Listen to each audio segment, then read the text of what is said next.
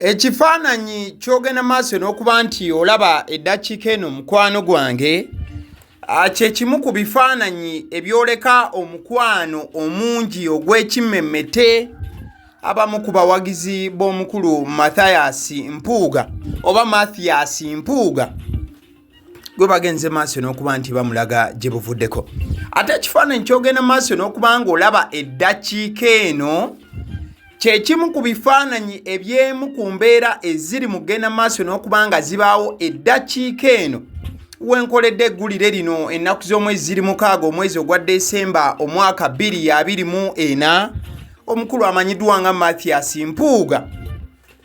walindiriddwa okuba ng'agenda maaso n'okuba ng'akola okulangirira okw'enjawulo mu by'obufuzi by'eggwanga nyaffe Uganda. Omukolo nno ogugenze maaso n'okuba nga guteekebwateekebwa ne His Excellency Bobi wamu n'abakakiiko akakulira NUP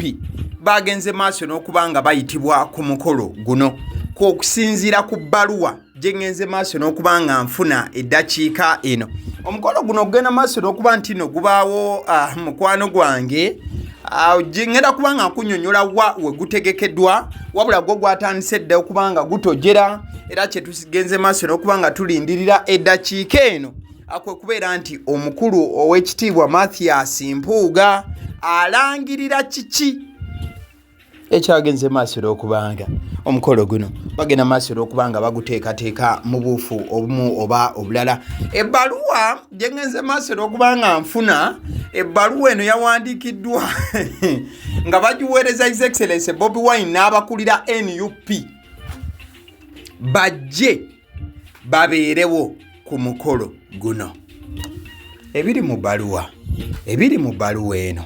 bye bino nno wano mukwano gwange. Ebbaluwa egamba nti the organizing committee of the big announcement cordially invites NUP leadership Kavule nti akakiiko akateesiteesi ak'ekirangiriro ekinene mu bujjuvu bayita abakulembeze b'ekibiina ki National Unity Platform oba NUP okuva wali Kavule ojja kujjukira Kavule Makerere we wali ekitongole oba we wali ekitebe ekikulu His Excellency Bobi kyakulira ekya NUP. Ebbaluwa eno bagiwandiise nga bebagyolekeza ne bagamba nti to a historic gathering that will surely drift the tectonic plates of Uganda's politics and leadership and build to redefine the course of our nation. Nti bayisa abakulembeze nga His Excellency Bobi abakulembeze ng'owekitiibwa SG omukulu Rubongoya, abakulembeze nga leader of opposition omukulu Joel Ssenyonyi, abakulembeze nga owekitiibwa Nambooze wamu n'abalala abali kakiiko akakulu akafuga ekibiina ki NUP nti bonna bagenze maaso n'okuba nga bayitibwa ku mukolo ogugenda okubeera ogw'ebyafaayo. Wenjogerera oba wenkuweera eggulire lino omukolo guli mugenda maaso wabula ate ebbaluwa wengenze maaso n'okuba nga ngifunira eyagenze maaso n'okuba nga eweebwa abakulu mu NUP nga babayita bajje babeewo ku mukolo guno ogw'ebyafaayo nti ogugenda okuba nga guleeta enkyukakyuka nga bw'oyinza okugamba nti bwe kiba kidduka kibaamu obuntu obwo obuyamba okuba nti nekidduka kitambula. Waliwo obuplates obwo obubeera mu mmotoka obugenda maaso n'okuba nti buyamba emmotoka okuba nga edduka n'okuba nga etambula. Kati bano bagamba nti olukuŋŋaana luno lugenda kuyamba okuba nga bakyusakyusa mu buplate obwo emmotoka ebeera empya, emmotoka ey'ebyobufuzi by'eggwanga nyaffe Uganda. So ne bayita aba NUP bajje babeerewo. Omukolo guno ne bateerawo ddala date ennene enzibu nti ennaku z'omwezi olwaleero 6 Desemba wegenda okubanga kubaawo omukulu oyo golaba ku screen his excellence Bobi Wine yayitiddwa abeerewo ku mukolo guno. Kiki kye yazzeemu byonna sigala ku vidiyo eno. Asobagambye nti nno mukolo guno gugenda kubeera Namirembe Bakuli era nga ddala gwatandise dde okubanga gutojera wali ku Malibu Gardens opposite ne Victorious Primary School era omukolo guno gutandise essaawa zibadde 4. Eggulire lino ndikoze ku ssaawa 9 n'ekitundu ez'akawungezi ak'olunaku olwaleero ng'ennaku z'omwezi 6 Desemba. So omwogezi omukulu era nga y'ensonga enkulu lwaki omukolo guno gutegekeddwa oyo gwolaba agenda maaso okuba nti awuubira ku bangi wabula nga n'omukulu his excellence Bobi Wine bagamba nti bamwetaaga wali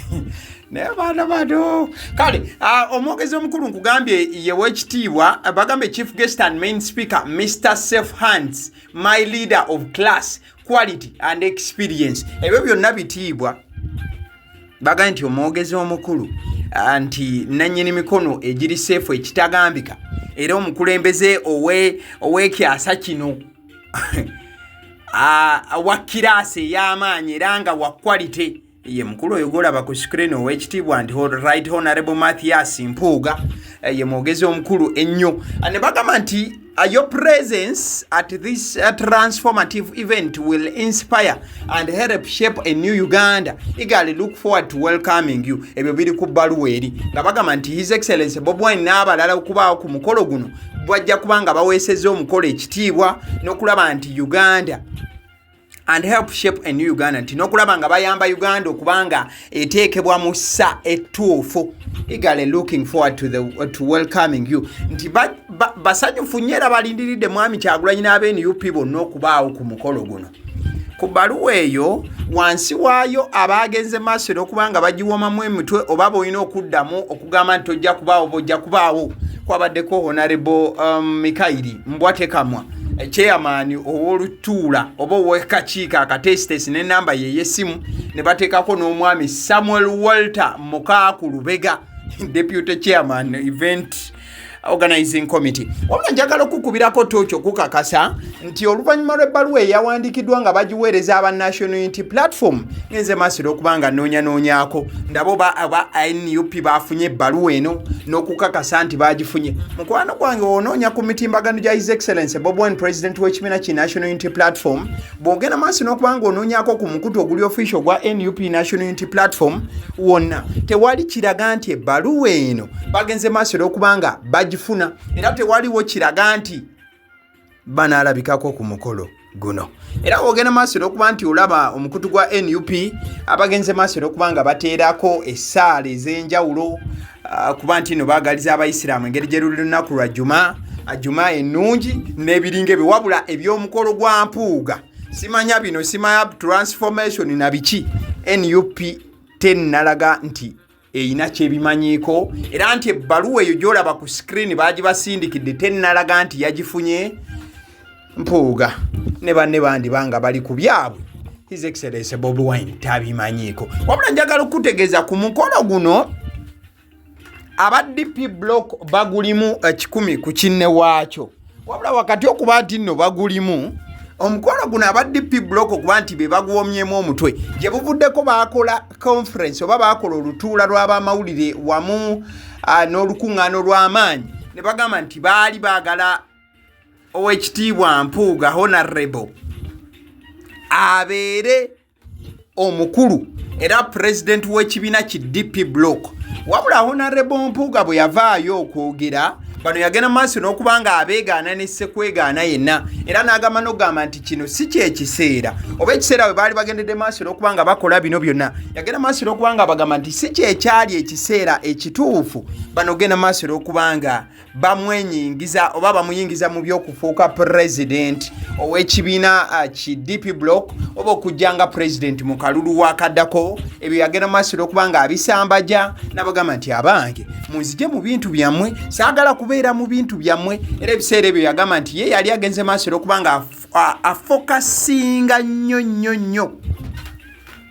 ku constitutional reforms ze yali agenze maaso okuba nga aleeta omwali obuwaayiro obw'enjawulo wabula ojja kujjukira nti ne reforms ezo ze yaleeta ab'ekibiina ki National Unity Platform bagamba nti yali akozesebwa bukozesebwa gavumenti eno okulaba nti neeyina byeyisaawo n'okulaba nti gavumenti eno yeenywereza mu buyinza ate bo aba National Unity Platform egende maaso okubanga ebateeka bbali mbuufu ofaananako bwe butyo. Mu dakiika nga ntono nnyo ngenda kubanga nkuleetera okulangirira okukulu okugenze maaso okubanga kukolebwa Oweekitiibwa Mpuuga ddala kiki kyagenda okukola. Abasiddyo omusunsuzi ly'erinnya eryange agaliwo omukutu kwe tutuula ne tugenda maaso okubanga tutembeeta ensonga. Vidiyo eno woba ogenze maaso okubanga ogiraba lwaki togenda maaso okubanga ogirayikinga mbuufu omu oba bulala. Thank you. Weebale nnyo mukwano.